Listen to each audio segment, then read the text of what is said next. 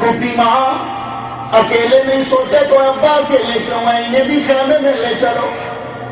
اب بیٹی کو کون سمجھائے، سینے سے لگا کے خیمے میں لے گئے۔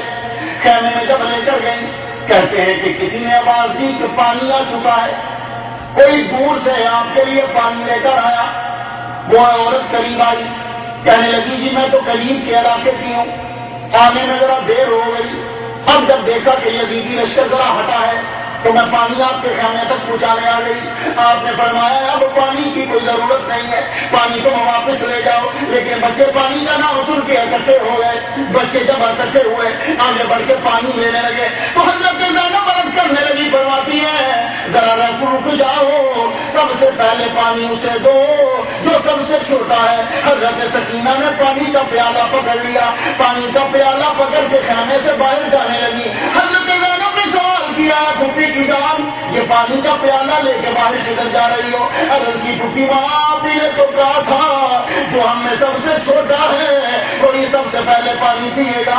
آپ جانتی نہیں کیا بھول گئی ہو، ہم میں سب سے چھوٹا تو علی اصغر ہی تھا، میں سب سے پہلے پانی اسے دینے جا رہی ہوں۔ پھوپھی جان نے آگے بڑھ کے حضرت سکینہ کو پکڑا اور جب سب کو خیمے میں رکھ دیا، ابھی رات کے کچھ پہر باقی ہیں، حضرت زینب ساری لاشوں کو سمیٹنے لگی، کہیں یہ ظالم کوئی اور چیز آ کے یہ گھوڑے کے نیچے روند نہ ڈالے یا لاشوں کو اٹھا کے نہ لے جائیں۔ حضرت زینب اپنے چہرے پہ نقاب اوڑھ کر ٹوٹی ہوئی تلوار پکڑ کے لاشوں کو یوں پکڑ کے خیموں کے قریب کرنے لگی۔ جب ساری لاشوں کو اپنی ہاشمی لاشیں جتنی تھی سب کو اکٹھا کر لیا، اکٹھا کر کے جب کھڑی ہیں تو آپ لاشوں کے قریب یوں بیٹھ گئی۔ وہ ٹوٹی ہوئی تلوار پہ یوں ہی بھائی کی طرح جب سر رکھا تو کیا آواز آئی کہ کوئی گھوڑا دوڑاتے ہوئے سرپٹ آ رہا ہے۔ آپ ایک دم سے کھڑی ہو گئی۔ حضرت زینب کہنے لگی آگے مت آنا، تم نہیں جانتے کہ یہ سب کی سب لاشیں پڑی ہیں، اگر گھوڑے کا پاؤں آ گیا تو یہ روندی جائیں گی، بے ادبی ہوگی۔ مگر وہ گھوڑا دوڑاتا ہوا قریب آیا، جب قریب آیا بی بی زینب نے اپنی نظریں نیچی رکھی، آپ اس کے چہرے کی جانب دیکھ نہیں۔ وہ شخص بول کے کہنے لگا اے بیٹی اتنا جملہ کہنا تھا، اے بیٹی اتنا جملہ کہنا تھا۔ حضرت زینب کا چہرہ اوپر اٹھا، آواز جانی پہچانی لگی مگر چہرے پہ جب نقاب نظر آیا عرض کرنے لگی وہ سوال کرنے والے آواز دینے والے تو کون ہے؟ آواز مسلسل آنے لگی، یہ تو بتا بیٹی یہ لاشیں کس کی ہیں؟ آپ فرمانے لگی یہ اولا محمد ہے، یہ میرے دونوں بیٹے ہیں، یہ علی اکبر ہے، یہ حسین کا بیٹا ہے، یہ حسن کا بیٹا ہے، یہ ابو بکر ہے، اللہ اکبر جل شانہ، یہ عمر ہے، یہ عثمان ہے، یہ ان کے بچوں کے نام ہیں، یہ ابو بکر ہے، یہ عثمان ہے، یہ عمر ہے، یہ دیکھو یہ علی ہے، یہ سب نام ہیں، یہ سب لاشیں ان کے ہیں۔ جب گفتگو جاری ہے تو آپ فرمانے لگی، آواز کچھ جانی پہچانی لگتی ہے، ایسا لگتا ہے کہ اس آواز کو میں نے بچپن میں لوریوں میں سنا ہے۔ آپ نے اپنے چہرے سے نقاب ہٹایا تو فرمانے لگے پہچان میں تیرا باپ علی ہوں، میں تیرے آج پیرے کو دیکھنے کے لیے یہاں آیا۔ جب بیٹی کو باپ نظر آ جائے اور بیٹی بھی اس عالم میں ہو کہ جب کوئی پرسان دینے والا نہ ہو، جب کوئی پوچھنے والا نہ ہو، جس کی نظروں کے سامنے بچے کٹ گئے ہوں، جس کے اپنے بچے بھی شہید ہو چکے ہوں، جس کا بھی اس کی نظروں کے سامنے سر کٹا چکا ہو، تو جب باپ کی آواز آئے گی تو کیا عالم ہوگا؟ حضرت زینب رو پڑی تو روتے کہتی ابو آپ آئے ہو، اس وقت کہاں تھے جب علی اکبر کی گردن کٹی؟ اب آئے ہو، اس وقت کہاں تھے جب علی اصغر پہ تیر چلا تھا؟ اس وقت کہاں تھے جب میرے بچے علو محمد شہید ہوئے؟ اس وقت ابا آپ کہاں تھے؟ حضرت علی فرماتے ہیں بیٹا کمرہ امتحان میں نقل لگانا اچھا نہیں ہوتا، میں آ جاتا تو نقل لگتی۔ اے میری بیٹی اب تو صابروں کی سردار بن گئی نا، تیرا امتحان کل سے شروع ہوگا، استقامت دکھانا۔ آپ فرما کے ایک دم سے نظروں سے غائب ہو گئے۔ دوسرا دن ہوا، 14 سر میزے پہ چڑھا دیے گئے، ان میں سے ایک حضرت امام حسین رضی اللہ تعالیٰ عنہ کا بھی سر ہے۔ بیویوں کے سروں سے کپڑے جو ہیں اتار دیے گئے پردے، ان کو اونٹوں کی پشتوں پہ بٹھا دیا گیا۔ حضرت سجاد جن کا نام زین العابدین بعد میں پڑا، ان کو بیڑیاں پہنا دی گئی، وہ بیچارے بیمار تھے، تو اس قافلے کو بازاروں میں پھیلایا گیا۔ وہ بیویاں کہ جن کے گھروں میں اسرائیل اجازت لے کے آتے، ان کو سروں پہ سڑکوں میں پھیلایا جائے، کوفے کے بازاروں کے اندر چکر لگوائے گئے۔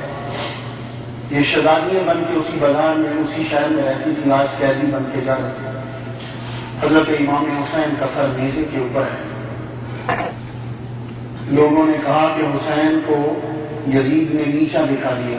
خدا نے فرمایا دیکھو اس کا سر تم لوگوں نے خود ہی نیزے پہ چڑھا کے خود ہی بلند کیا ہے۔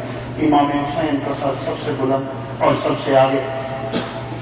کوفے کے بازاروں سے جب گزر رہے ہیں تو کسی بندے نے اس وقت کوئی تلاوت کر رہا تھا، حسیب تامنا صحاب الکہف والرقیم کان من آیاتنا عجبا۔ اصحاب کہف کا واقعہ بڑا عجیب ہے۔ امام حسین کے لب ہلے، فرمانے لگے آج اگر قرآن کا نزول ہوتا تو کربلا کا واقعہ بالکل ہم میں آ جاتا۔ اصحاب کہف کا واقعہ عجیب نہیں ہے، واقعہ عجیب میرا ہے۔ امام حسین کا سر انور ابن زیاد کے سامنے پیش کیا گیا۔ ابن زیاد نے امام حسین کے لبوں پہ یوں چھڑی لگائی اور کہتا ہے تم ابھی بھی مسکرا رہے ہو؟ اس ظالم کو ابن مرجانہ کو کیا پتا ہو شہید مرنے کے بعد بھی زندہ ہوتے ہیں۔ ایک صحابی قریب بیٹھے تھے، کہنے لگے ظالم ان لبوں کو چھڑی مت لگا، میں نے محمد مصطفیٰ کو چومتے ہوئے دیکھا، ان کو چھڑی مت لگا، میں نے ان لبوں پہ نبی کو لم لگاتے ہوئے دیکھا، ابھی بھی تم اس کی تعریف کرتے ہو، یہ ابن زیاد یزید کا گورنر ہے۔ اس نے جب سب لوگوں کے سامنے امام حسین کے سر کی بے حرمتی کی، اس کے بعد یہ سر انور اور ساری بیویاں دمشق میں یزید کے پاس بھیج دی گئی۔